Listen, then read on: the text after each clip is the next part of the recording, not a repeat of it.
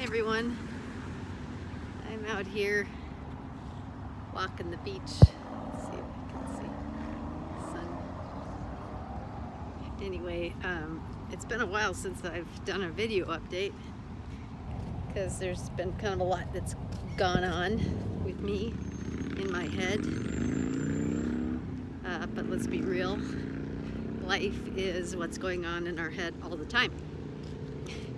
We may think it's about what's happening around us, and that may trigger some things, but ultimately it's the busyness in our mind and where we put our attention and focus that creates our present experience. I'm always amazed at how, if I'm like preoccupied in my mind or worried about something or whatever, that I can be walking in this beautiful scenery and not even really see it. And you might think, oh my God, Lisa, what are you kidding me? If I was there walking on the beach, yes, of course. And you know, if you don't live here, of course you would, because you'd be wide-eyed and bushy-tailed and everything. But it is easy to get caught in our heads in our daily life. And I have to make conscious efforts to look out at the ocean every day and say thanks. But yeah, it's life. It's not so much about what's happening around us, more about what's going on in here. I've always said that our mind is our friend or it's our foe. I'm not talking about Vietnamese pho, P-H-O. I'm talking about foe as in F-O-E, meaning that our mind isn't always our best friend. A lot of times our mind is not our best friend, and it wreaks havoc in our head and in our lives. And, you know, this whole experience, I'm just going to be totally candid and upfront that one of my stories I tell in myself is that, you know, we all on some level don't believe that we're worthy of various things in life. Me too. We got messages somewhere that said we're not deserving, we're not worthy, and on some level, whether we're aware of it or not, it's in there. If you're human on this planet, it's in there somewhere.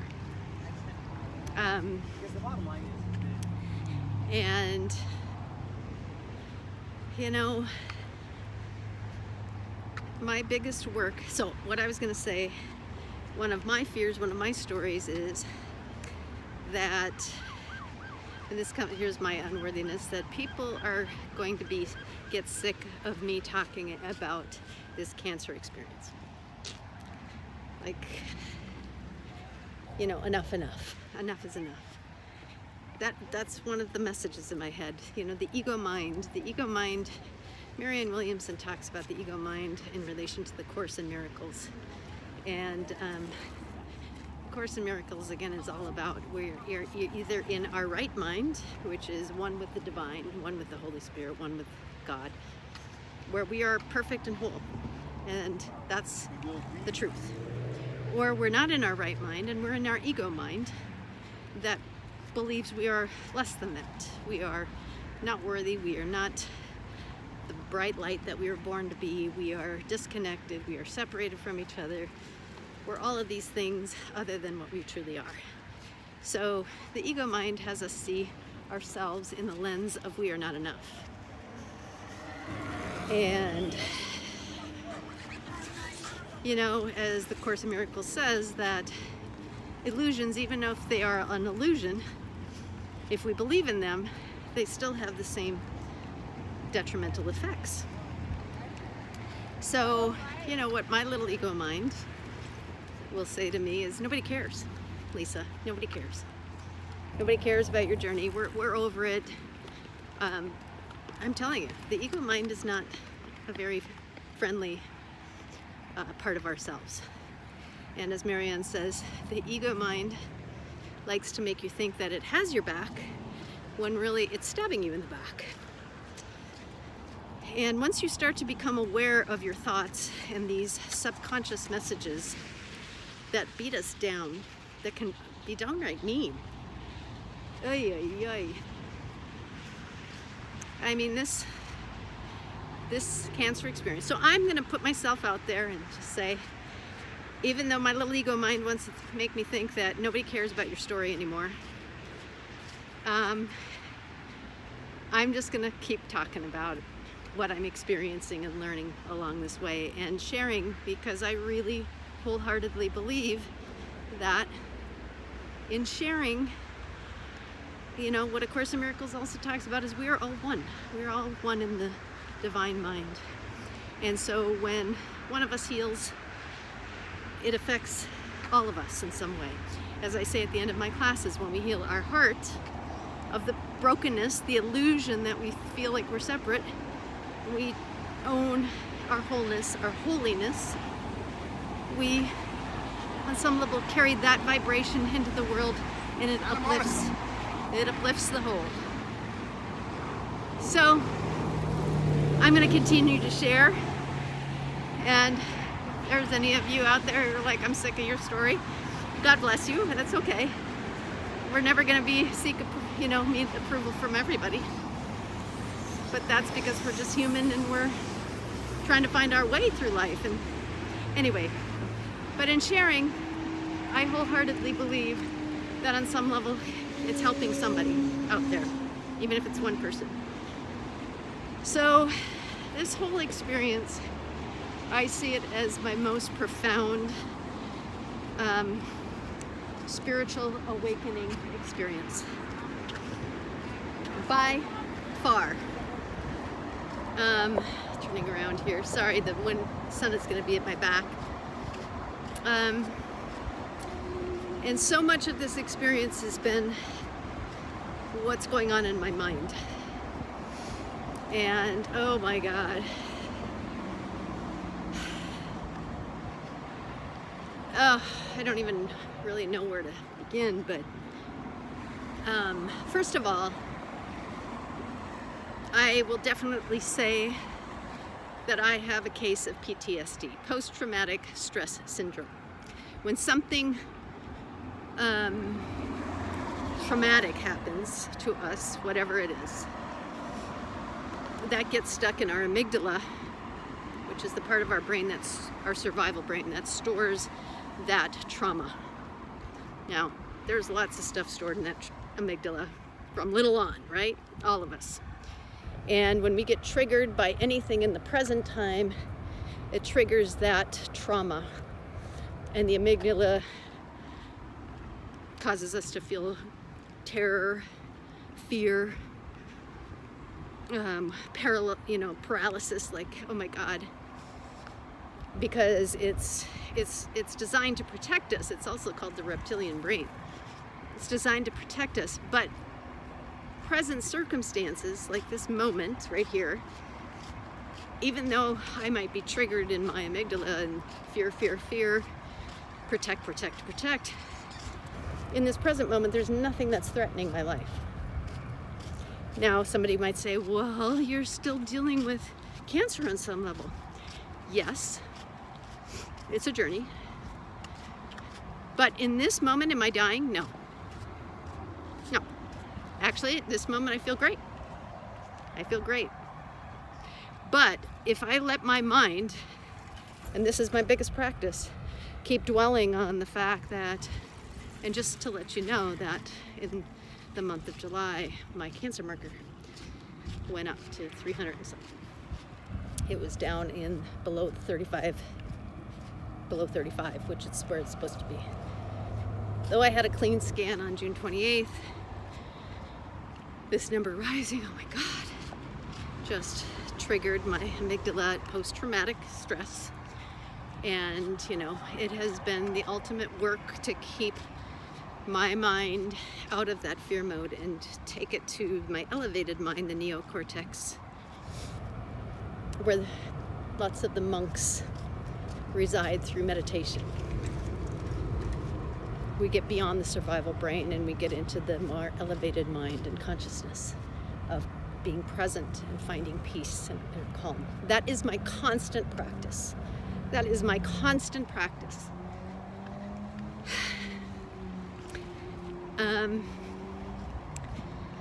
So that number rising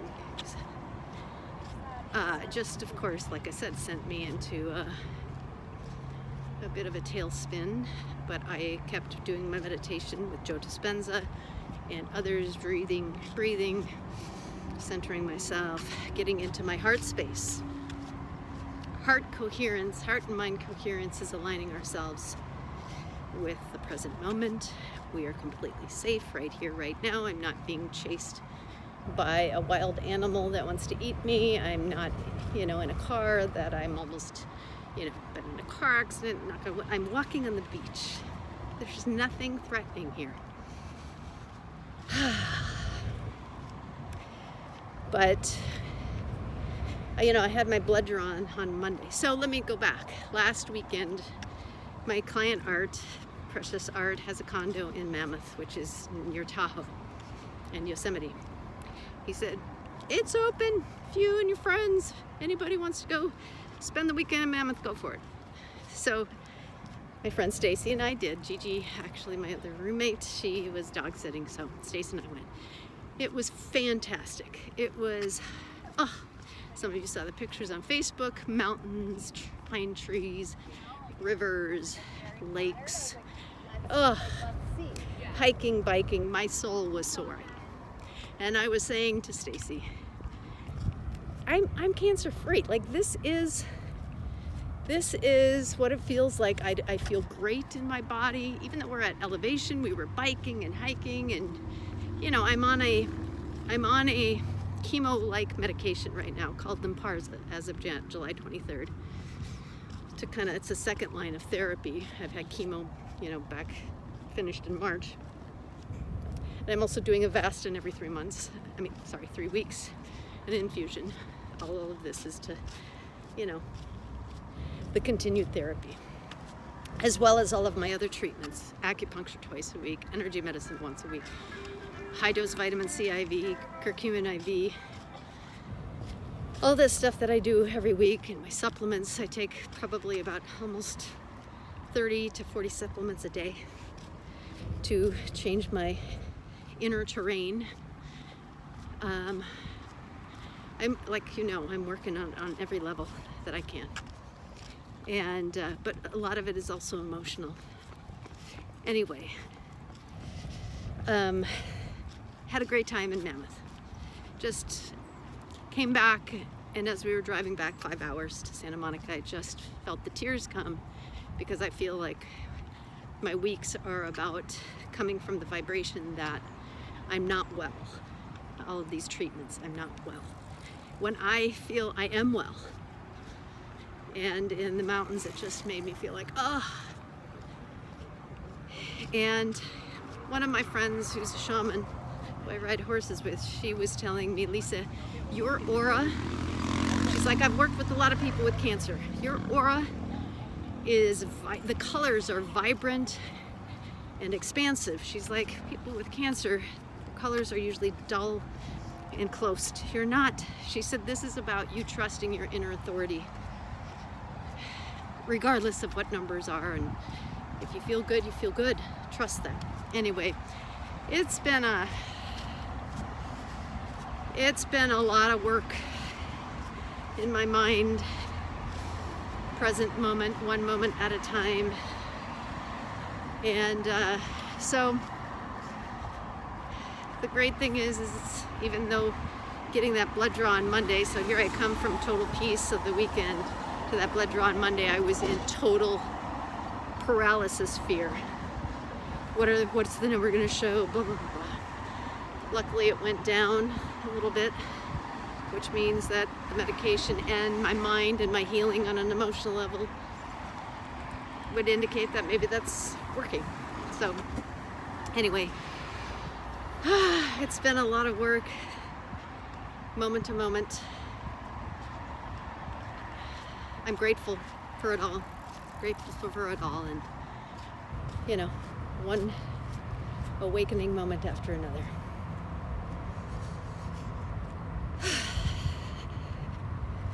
reading I finished reading a book called Cured, the life-changing evidence of spontaneous healing. Profound. I want to thank Liz DeAngelis for that book. In this book, people being healed of quote-unquote incurable diseases and trying to study them and find out what they're doing, what did they change. And there were 4 key areas that this doctor talks about. He's a psychiatrist. Really excellent book. 4 areas we need to heal, and what he saw in studying people who have had these, dire prognoses, and doctors gave up on them and they ended up healing. And 4 key areas: we have to heal our nutrition. We need to heal our diet. 2, we need to heal our responses and reactions to stress. Meditation, breathing, practicing moment-to-moment awareness. 3, we have to practice, we have to heal our immune system, obviously. Taking supplements and things that have been wearing down, that need to be helping our immune system be built up. We live in a very, very, very stressful world, of course, again, but that's also our perceptions. Number 2 is healing our reactions to stress response, to stressors. That is the biggest work, because chronic stress wears down our immune system. So learning how to put that into practice of healing our reactions to stress, perceived stress. Healing our immune system. And then the 4th one, which is the most intriguing one of all, is healing our identity. Yeah. What the heck does that mean? Well, we all carry ourselves in this world through a certain role that we have assumed from little on. A role in our family, just how we portray ourselves to be in the outer world. Me, I'm a problem solver, I'm a caretaker, Lisa's strong. And all of that is fine and well until it's not. Until,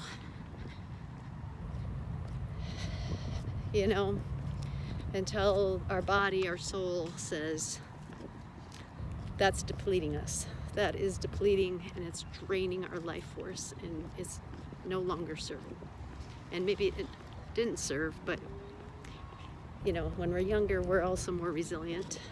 It takes time. Our body's such a miracle.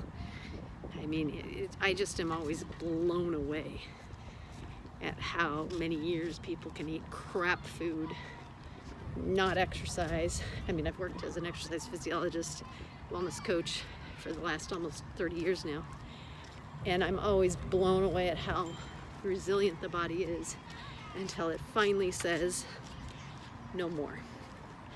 This way of living is not sustainable. We need to change these key things.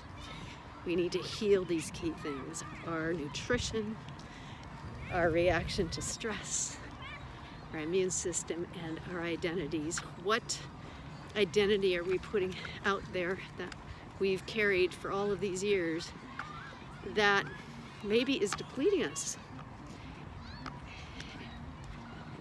And it's pretty freaking phenomenal, these stories in this book.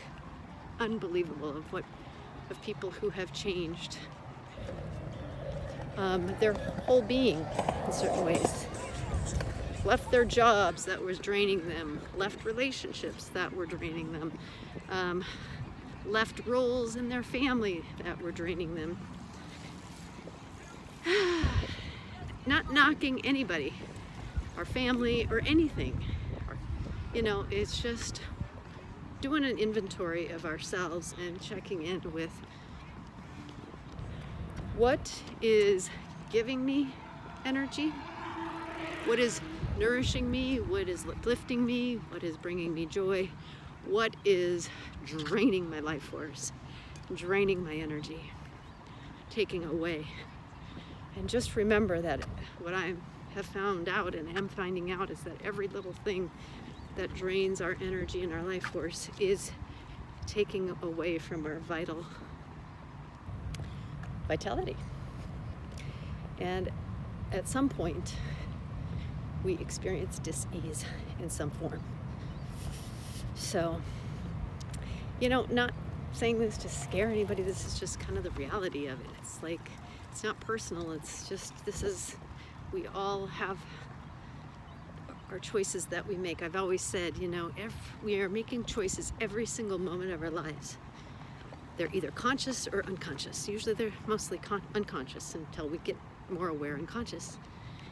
But those choices, whether conscious or unconscious, are either enhancing our health and well-being or taking away from it. So, becoming aware, being mindful of every moment. What are we choosing? What are we choosing? What are we doing to heal our nutrition, our reactions and responses to stress, our immune system, and our identity? Big stuff, team, big stuff. But, for me, this cancer journey has been like, Lisa, I'm giving you time for you to look at these things so that you can shift. Shift is happening. Shift happens, right? And it's taken me as deep as into my soul as it goes. And every moment is a moment-to-moment practice of keeping my mind in the right place. And it's work. Motherfucker! Oops, sorry about that. Can't control who's having an outburst. Somebody is not really reacting to a perceived stress moment right here. I don't know. Like I say, it's all in our head. That was the perfect example from the universe right there. Saying you can be on the most beautiful beach in the most beautiful moment, but you can still be screaming at life. It's not the circumstances. It's where we are right here. So I guess on that note, sorry, I know this isn't necessarily a kid's show, but it's life in its raw form. All right, love you all. If you stayed with me, thank you so much. And I hope whatever I blab out of my mouth, my Gemini mouth, might have some meaning and may be helpful. And if not, that's okay too. I love you all. When we heal our heart, we heal the world. Look at that beautiful sunset. Santa Monica Beach, August 26th, 2021. Life is good. I'm alive and well. As long as I stay in my right mind, the divine mind. Okay, later.